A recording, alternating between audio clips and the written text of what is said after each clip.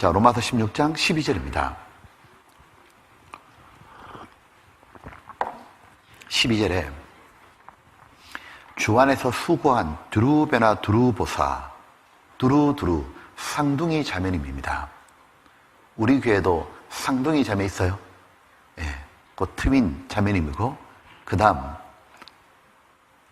주 안에서 많이 수고하고 사랑하는 버시에게 문안하라. 오늘 제목을 이렇게 붙여봤어요. 버시를 아십니까? 버시라는 이름을 들어본 적이 있습니까? 아마 대다수의 분들에게는 생소한 이름일 것 같아요. 왜냐하면 요 버시란 이름이 성경 전체에 요 구절, 딱 한 구절만 나와요. 더군다나 버시란 이름은 특별한 이름이 아니라 헬라 말로 파르시스, 파르시스는 페르시아 사람이라는 뜻이에요. 파르시코스의 여성형 명사예요. 그러니까 이런 거죠. 예전에 우리가 일제가 강점할 때 한국 사람 지나가면 조선 여자, 우리 지금 또 어디 가면 베트남 분이 오면 베트남 여자, 그러니까 뭐 예전에는 어느 동네에 경주댁, 뭐 대전댁 이렇게 여자들은 특별한 이름을 부여받지 못했잖아요. 하지만 신분이 높으면 이름이 붙여졌습니다. 그런데 신분이 낮고 가난하고 그러면 이름이 안 붙는 거예요. 더군다나 로마 본토 출신이 아니니까 페르시아 여자니까 지금으로 치자면 이란 쪽이죠. 그냥 파르시스, 버시, 파르시스를 번역한 게 버시입니다. 버시, 그냥 페르시아 여자 이렇게 불렸던 자매님이죠. 이름조차 가지지 못한 아주 낮은 계층에 해당되는 여인이지만 성경에는 빛나게 기록되어 있죠. 하나님이 지극히 높여주셨죠. 보면 다른 분들하고 비교하면 더욱더 그녀의 빛남이 도드라져요. 왜냐하면 버시 자매님 앞에는 세 가지의 형용사가 붙어요. 그 세 가지가 무엇이냐면 12절에 보면 이렇게 돼 있죠. 버시 자매님 앞에 첫 번째가 주 안에서, 두 번째가 많이 수고하고, 세 번째가 사랑하는 버시에게 문안하라. 세 가지가 더 붙어 있습니다. 어떤 생각이 드셔요? 버시는 세상에서는 정말 좀 죄송한 표현이지만 별 볼 일 없고 사람들이 하찮게 여겼던 무시할 수 있는 낮은 여인이었어요. 하지만 세상에서는 그랬거든요. 근데 하나님께는, 하늘에서는 결코 작은 사람이 아니에요. 이 버시 자매님은 하나님 마음에 감동을 드리고 하나님이 버시 자매님을 떠오를 때마다 미소를 지었던 분입니다. 하나님을 웃게 만들고 하나님을 기쁘시게 했고 하나님께 웃음을 주었던 자매님 말이에요. 하나님은 그녀를 너무 아끼고 사랑했기에 성경에 기록해 주셨고 후대 모든 그리스도인들이 성경을 볼 때마다 시기가 날 정도로 부러운 이름으로 지어줬어요. 세상에서는 작아 보이는 사람이지만 하나님께는 지극히 큰 사람이 될 수 있죠. 우리가 베드로, 요한 굉장히 높게 생각하지만 실제 그들의 신분은 흔한 어부예요. 어릴 때부터 마을에서 물고기 잡았기 때문에 자랐어도 그냥 물고기 잡는 어부예요. 누구나 할 수 있는 어부였죠. 그런데 그들은 예수님을 만났고 인생은 완전히 변화되었고 그들은 사람을 낚는 어부가 되었어요. 지극히 큰 사도가 되었고 성경 베드로 전후서와 요한복음, 요한 1, 2, 3서, 요한계시록을 기록했던 거죠. 하나님은 외모로 사람을 취하지 않죠. 각 사람의 중심을 보시고 각 사람의 행한 대로 갚는 것이 팩트죠. 진리죠. 우리들끼리는 누가 더 외모가 뛰어난지를 따집니다. 돈이 얼마 있지? 학교를 어디 나왔지? 직업이 뭐야? 외모는 어때? 옷 입는 건 어때? 사람들은 그걸 따질 거예요. 가족은 많나? 남편은 있나? 근데 하나님께는 그렇지 않아요. 하나님 그런데 솔직히 1도 관심이 없고, 하나님은 그녀의 중심이 무엇이고 그 형제님이 어떻게 살아가는지, 남이 보든 안 보든 어떻게 사는지 하나님은 거기에 모두 주목하고 있다는 거죠. 그리고 하나님은 버시 자매님을 기억하셨고 아셨고, 버시 자매님의 삶을 성경에 극찬을 하신 겁니다. 그런데 왜 이렇게 성경에 기록했을까? 우리가 그렇게 되길 바라셨을 것이고, 또 하나는 우리가 그렇게 될 수 있기 때문에 기록하셨겠죠. 그러므로 우리는 오늘 이 버시 자매님의 삶을 잘 배워보려고 합니다. 그리고 올 한 해 어떻게 살았는지도 돌아보고, 이제 12월인데 내년에 어떻게 살지를 다짐해보는 시간을 되면 좋겠습니다. 자, 16장 12절입니다. 뒷부분입니다. 세 가지 칭찬이 있죠. 주 안에서 많이 수고하고 사랑하는 버시에게 문안하라. 자, 앞에 보시면 하나님이 첫 번째로 칭찬한 것이 뭐냐면 주 안에 버시 자매님이 있었죠. 자, 하나님의 첫 번째 칭찬은 주 안에 있느냐 없느냐로 하신다는 거예요. 자, 주 안이란 말은 예수 그리스도 안이란 뜻이죠. 그 예수 그리스도 안은 두 가지 의미가 있죠.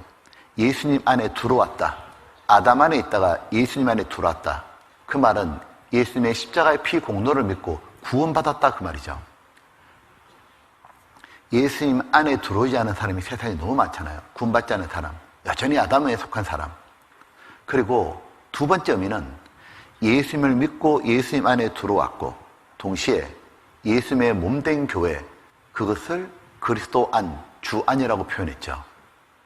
그러므로 버시는 누구냐면 예수님을 믿고 구원받고 난 다음에 바로 주의 몸된 교회인 로마 교회에서 많이 봉사하고 성도들을 사랑했던 자매님이다 그 말이에요.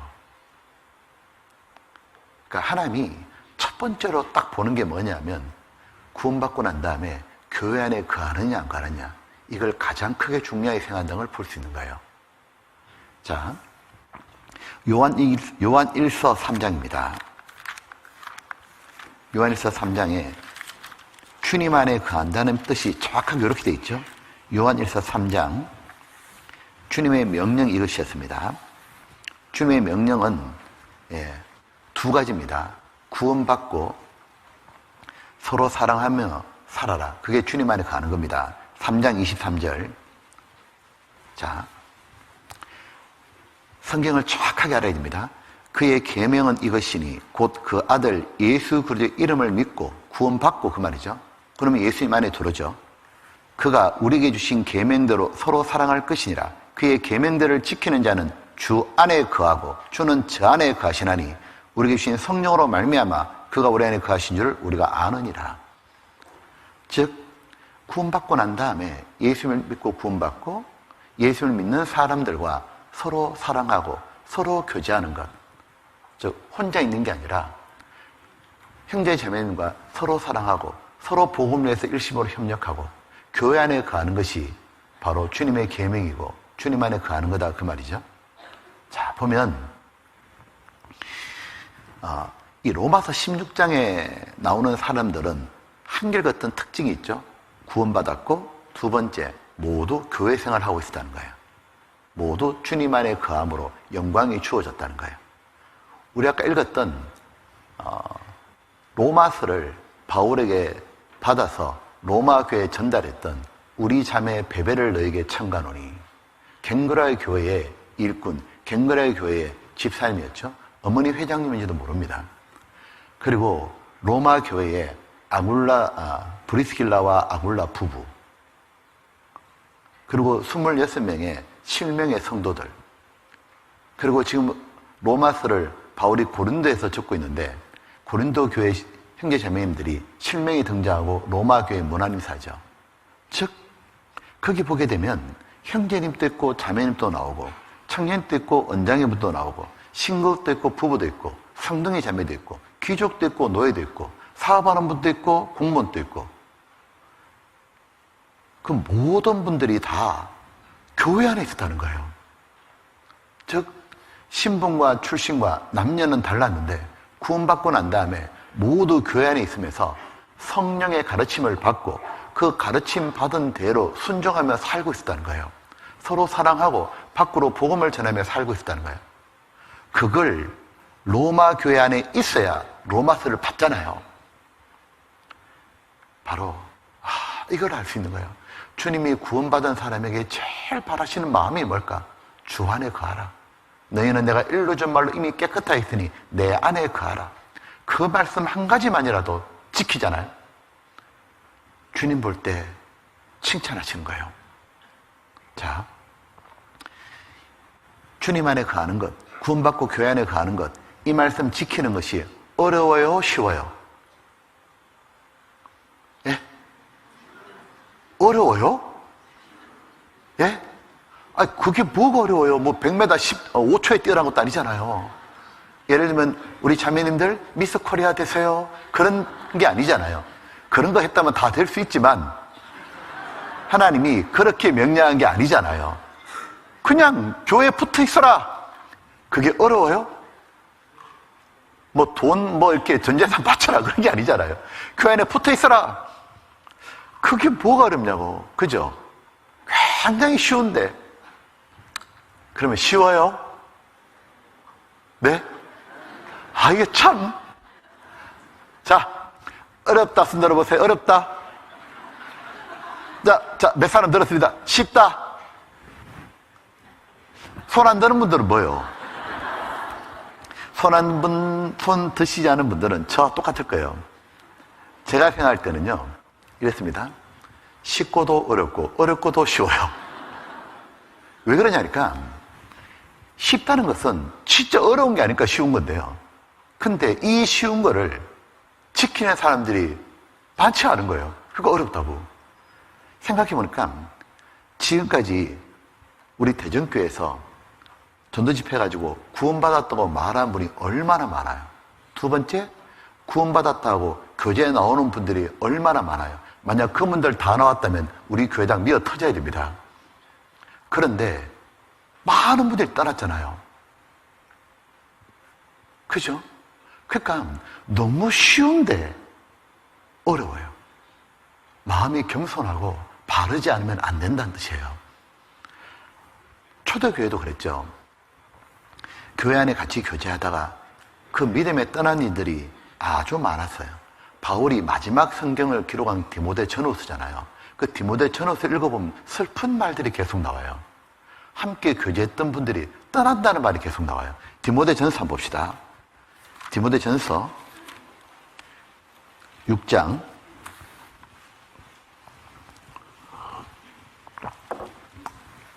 10절입니다. 이렇게 돼 있죠? 잘 보세요.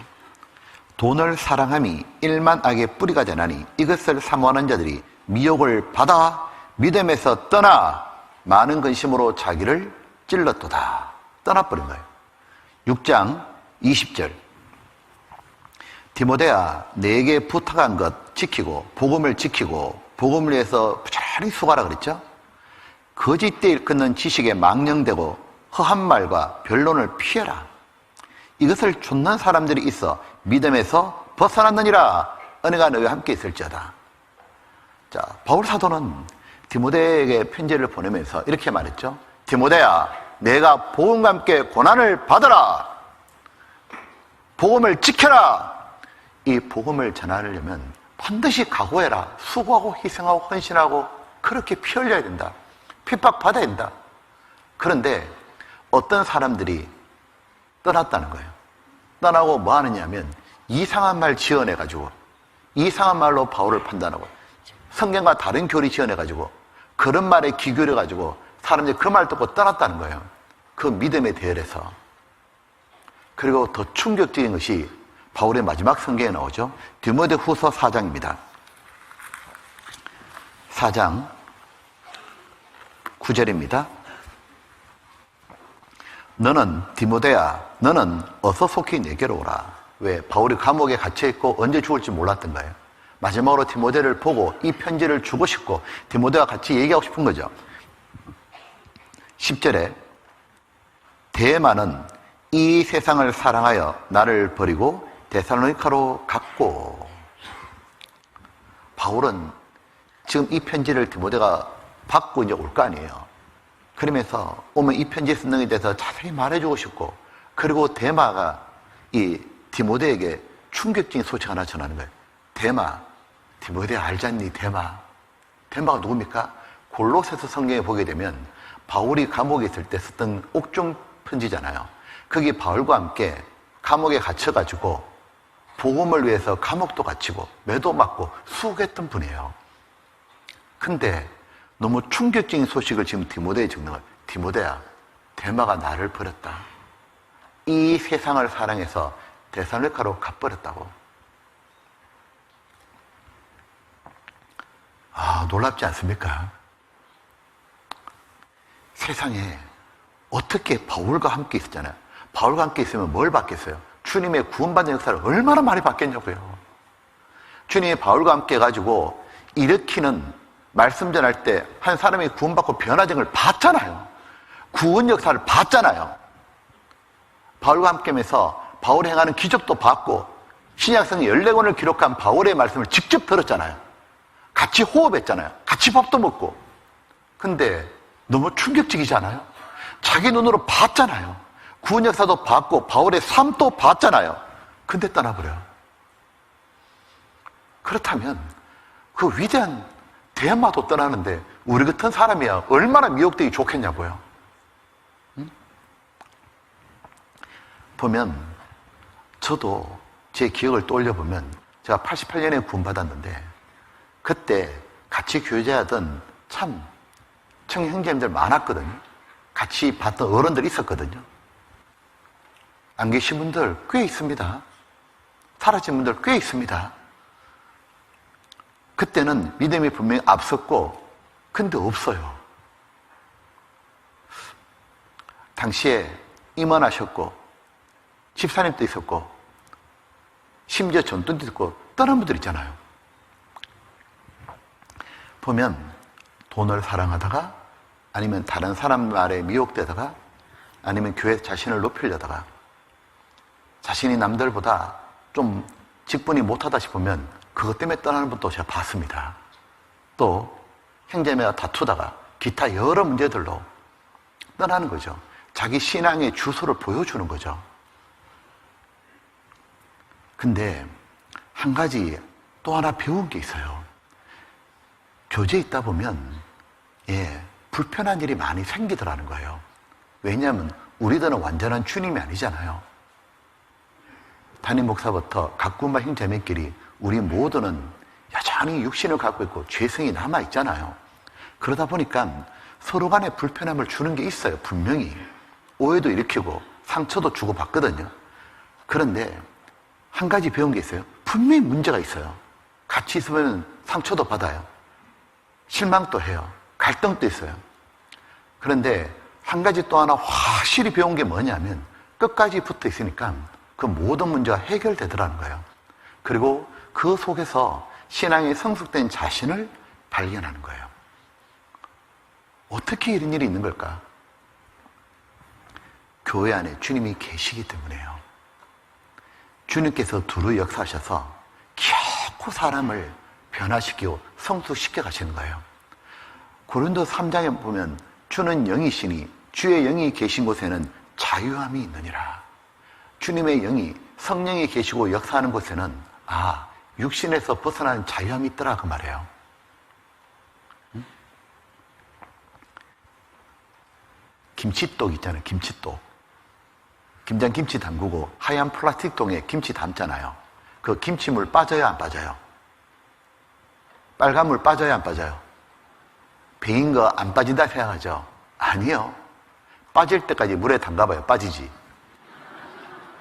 그러니까 우리 자신을 높일 이유가 없다고요. 우리 자신은 전부 다 못났다고요. 약하다고요. 부족하거든요. 그런데 완전하신 주님이 계시니까 주님께서 문제만은 나도 바꿔달라고. 붙어 있으면 다른 분이 문제가 아니고 내가 문제였다는 걸 발견하고 내가 결국은 변화가 되는구나. 내 신앙이 좋고 높은 게 결코 아닙니다. 안 그렇던가요? 내가 구원받은 지 오래되었다고 진짜 신앙이 좋습니까? 아니더라니까요. 주님의 은혜였던 거고 시간 지나 보니까 내가 깎이는 가운데 변화되는 거였구나. 청년에서 그때 각 구원받고 교제했던 분들요, 남아있는 분들 지금 교회에서 대부분 다 거의 다 그때요. 집사님 아니면 다 목사님들이에요. 제 또래들 말입니다.